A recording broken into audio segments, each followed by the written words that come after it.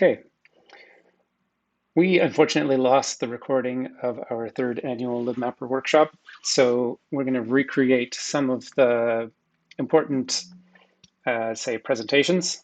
And we'll upload them as small videos. So in this one, I'm just going to quickly run through the introduction, which gives a little bit of background work on progress on the library and associated utilities and applications. And separately, we'll have some other videos uploaded. So first, without picking on NSERC here, I don't want to put my face on top since they're an important funding agency, but these are some of the organizations and funding bodies that have been supporting this work. And our tentative agenda was just introductions, which obviously I'm the only one here for this video, so we'll skip that. And then in this video, I'll just be giving updates. You get a sneak peek at some of the other topics that we'll be posting videos for.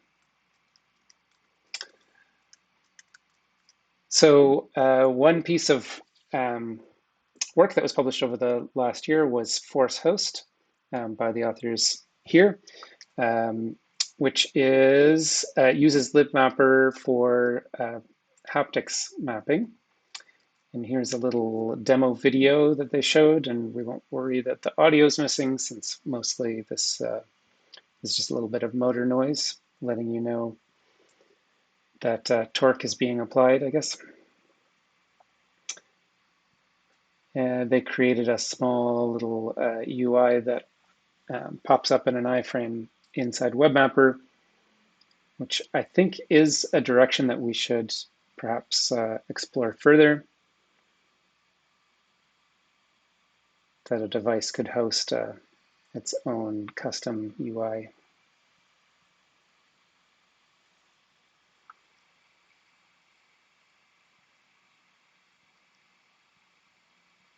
So they're just adjusting gain and transfer function, and you can see the motor wiggling, I guess, when they apply forces. Next update, another publication called Mapper for Live, which involved creating a bridge between libmapper and Ableton Live via the Max for Live plugin framework that Ableton uses. Unfortunately, you won't be able to hear the audio here, so I'll cut the video short. But here, Paul and Brady are playing using Probasio and Ableton Live and libmapper.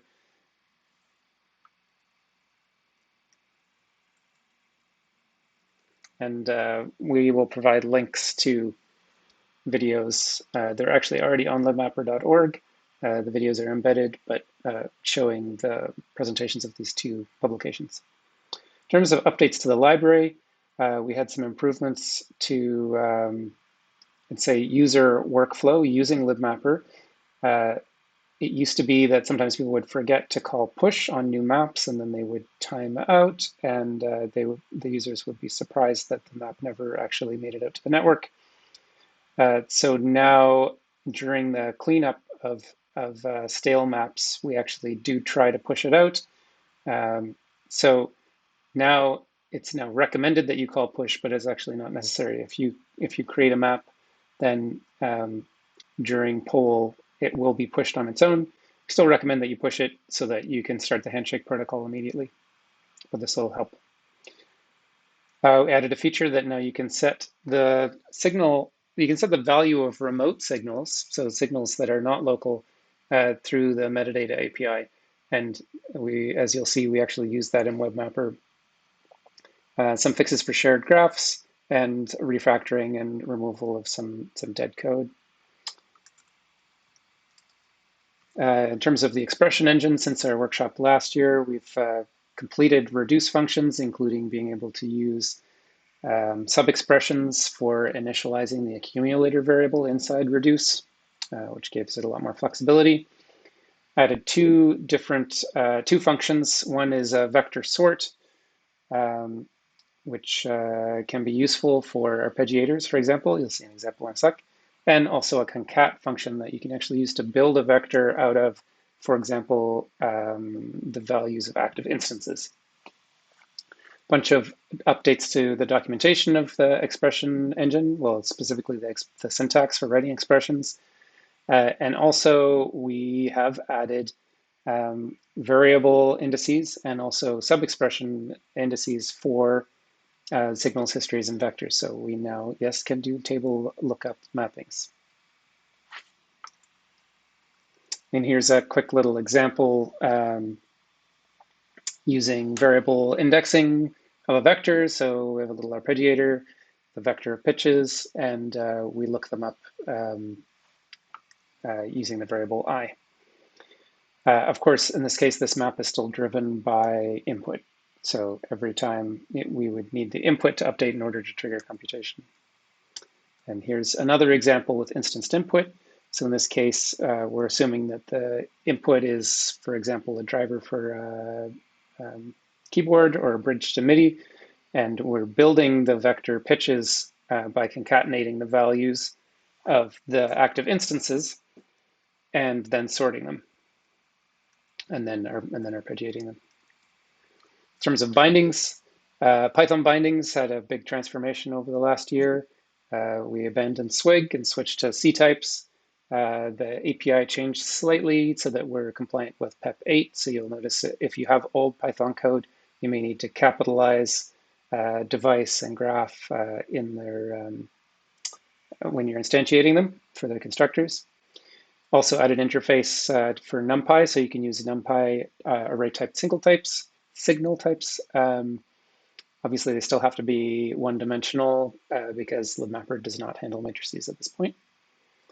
JNI bindings were improved and tested, added some Java nums to be a little more Java-like.